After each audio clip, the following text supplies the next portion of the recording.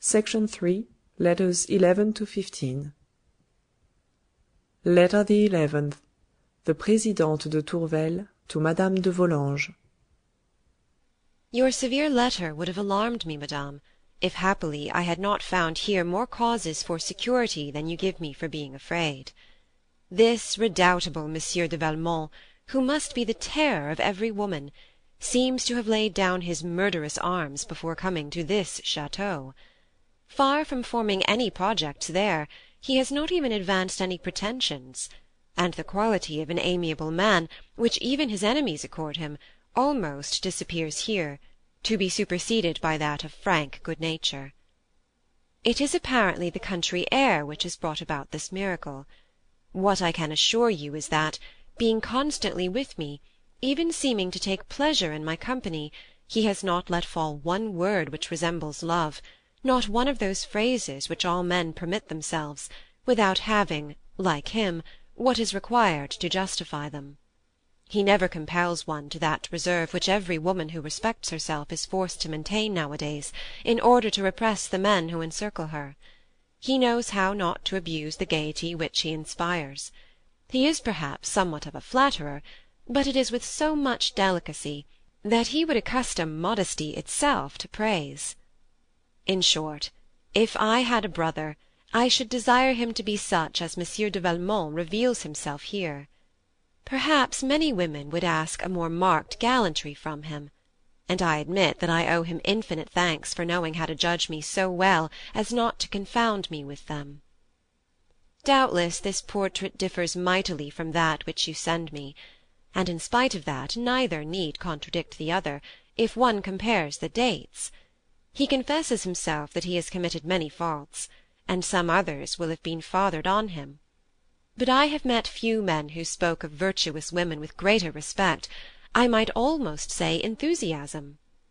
You teach me that at least in this matter he is no deceiver. His conduct towards Madame de Merteuil is a proof of this. He talks much to us of her, and it is always with so much praise, and with the air of so true an attachment, that I believed, until I received your letter, that what he called the friendship between the two was actually love. I reproach myself for this hasty judgment, wherein I was all the more wrong, in that he himself has often been at the pains to justify her. I confess that I took for cunning what was honest sincerity on his part. I do not know, but it seems to me a man who is capable of so persistent a friendship for a woman so estimable cannot be a libertine beyond salvation. I am, for the rest, ignorant as to whether we owe the quiet manner of life which he leads here to any projects he cherishes in the vicinity, as you assume. There are indeed certain amiable women near us, but he rarely goes abroad except in the morning, and then he tells us that it is to shoot.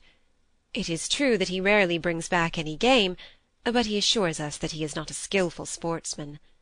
Moreover, what he may do without causes me little anxiety, and if I desired to know, it would only be in order to be convinced of your opinion, or to bring you back to mine.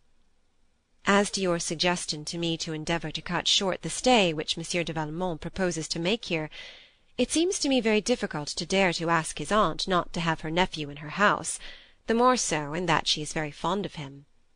I promise you, however, but only out of deference and not for any need, to seize any opportunity of making this request, either to her or to himself. As for myself, Monsieur de Tourvel is aware of my project of remaining here until his return, and he would be astonished, and rightly so, at my frivolity, were I to change my mind. These, madame, are my very lengthy explanations, but I thought I owed it to truth to bear my testimony in Monsieur de Valmont's favour. It seems to me he stood in great need of it with you. I am none the less sensible of the friendship which dictated your counsels.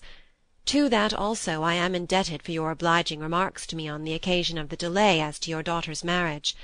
I thank you for them most sincerely, but however great the pleasure which I promise myself in passing those moments with you, I would sacrifice them with a good will to my desire to know Mademoiselle de Volanges more speedily happy, if indeed she could ever be more so than with a mother so deserving of all her affection and respect. I share with her those two sentiments which attach me to you, and I pray you kindly to receive my assurance of them. I have the honour to be, etc. At the Château de 13th August, 17 .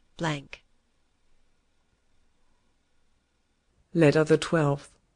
Cécile Volanges to the Marquise de Merteuil. Mamma is indisposed, madam. She cannot leave the house, and I must keep her company. I shall not, therefore, have the honour of accompanying you to the opera. I assure you that I do not regret the performance nearly so much as not to be with you. I pray that you will be convinced of this. I love you so much. Would you kindly tell Mr. le Chevalier d'Anceny that I have not the selection of which he spoke to me, and that if he can bring it to me tomorrow, it will give me great pleasure. If he comes today, he will be told that we are not at home, but that is because mamma cannot receive anybody. I hope that she will be better tomorrow. I have the honour to be, etc., Paris, 13th of August, 17. Letter the 13th. The Marquise de Merteuil to Cécile Volanges. I am most grieved, my pretty one, both at being deprived of the pleasure of seeing you and at the cause of this privation. I hope that the opportunity will recur. I will acquit myself of your commission with the Chevalier d'Anceny, who will certainly be distressed to hear of your mamma's sickness. If she can receive me tomorrow, I will come and keep her company. She and I will assault the Chevalier de Belleroche at piquet. Note: this is the same gentleman who is mentioned in the letters of Madame de Merteuil. And while we win his money, we shall have the additional pleasure of hearing you sing with your amiable master, to whom I will suggest it. If this is convenient to your mamma and to you, I can answer for myself and my 2 cavaliers. Adieu, my pretty one. My compliments to dear Madame de Volanges. I kiss you most tenderly. Paris, 13th of August, 17. Letter the 14th. Cécile Volanges to Sophie Carnet. I did not write to you yesterday, my dear Sophie, but it was not pleasure which was the cause. Of that I can assure you. Mamma was ill, and I did not leave her all day. In the evening, when I retired, I had no heart for anything at all, and I went to bed very quickly, to make sure that the day was done. Never have I passed a longer. It is not that I do not love mamma dearly, but I do not know what it was. I was to have gone to the opera with Madame de Merteuil. The Chevalier d'Anceny was to have been there. You know well that they are the 2 persons whom I like best. When the hour arrived when I should have been there, my heart was sore in spite of me. I did not care for anything, and I cried without being able to stop myself. Happily, mamma had gone to bed and could not see me. I am quite sure that the Chevalier d'Anceny will have been sorry too, but he will have been amused by the spectacle, and by everybody. That's very different. Luckily, mamma is better to-day, and Madame de Merteuil is coming with somebody else and the Chevalier d'Anceny. But she always comes very late, Madame de Merteuil, and when one is so long by oneself, it is very tiresome. It is not yet 11 o'clock. It is true that I must play on my harp, and then my toilette will take me some time, for I want my hair to be done nicely to-day. I think Mother Perpetua is right, and that one becomes a coquette as soon as one enters the world. I have never had such a desire to look pretty as during the last few days, and I find I am not as much so as I thought. And then, by the side of women who use rouge, one loses much. Madame de Merteuil, for instance, I can see that all the men think her prettier than me. That does not vex me much, because she is so fond of me, and then she assures me that the Chevalier d'Anceny thinks I am prettier than she. It is very nice of her to have told me that. She even seemed to be pleased at it.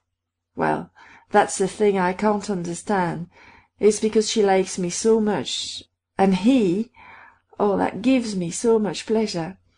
I think too that only to look at him is enough to make one prettier. I should look at him always, and I will not fear to meet his eyes, for every time that happens to me, it puts me out of countenance. It seems as though it hurt me, but no matter. Adieu, my dear friend. I am going to make my toilette. I love you as dearly as ever. Paris, 14th of August, 17. Letter the 15th. The Vicomte de Valmont to the Marquise de Merteuil. It is very nice of you not to abandon me to my sad fate. The life I lead here is really fatiguing, from the excess of its repose and its insipid monotony. Reading your letter and the details of your charming day, I was tempted a score of times to invent some business, to fly to your feet, and beg of you an infidelity in my favour to your chevalier, who after all does not merit his happiness. Do you know that you have made me jealous of him? Why talk to me of an eternal rupture? I abjure that vow, uttered in a moment of frenzy. We should not have been worthy to make it, had we meant to keep it. That I might one day avenge myself in your arms for the involuntary vexation which the happiness of your chevalier has caused me.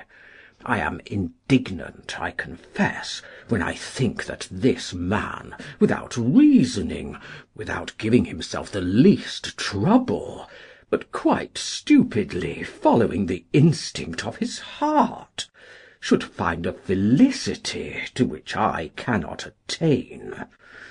Oh, I will trouble it.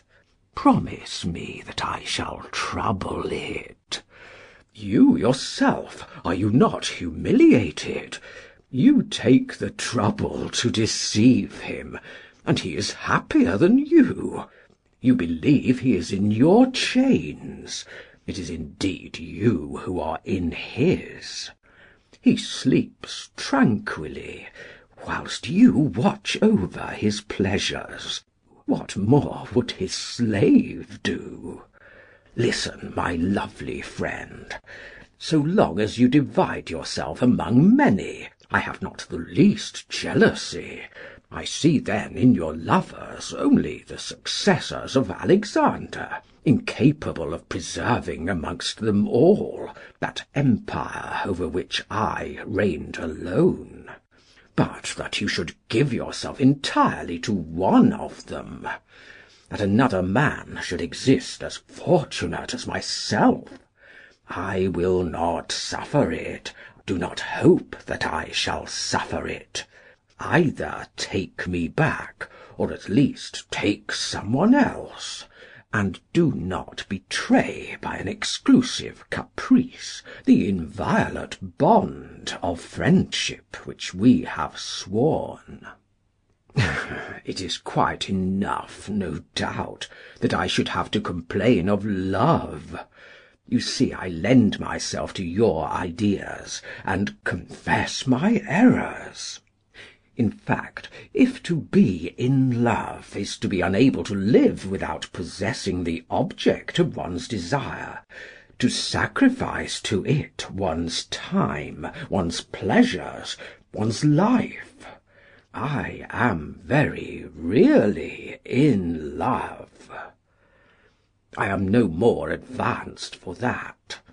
I should not even have anything at all to tell you of in this matter, but for an incident which gives me much food for reflection, and as to which I know not yet whether I must hope or fear. You know my chasseur, a treasure of intrigue, and a real valet of comedy. You can imagine that his instructions bade him to fall in love with the waiting maid, and make the household drunk. The knave is more fortunate than I. He has already succeeded. He has just discovered that Madame de Tourvel has charged one of her people to inform himself as to my behaviour, and even to follow me in my morning expeditions, as far as he could without being observed. Oh, what is this woman's pretension? Thus, then, the most modest of them all yet dares do things which we should hardly venture to permit ourselves. I swear. But before I think of avenging myself for this feminine ruse, let us occupy ourselves over methods of turning it to our advantage. Hitherto these excursions, which are suspected, have had no object. Needs must I give them one. This deserves all my attention, and I take leave of you to ponder upon it. Farewell, my lovely friend. Still at the Château de 15th August 17. End of section 3.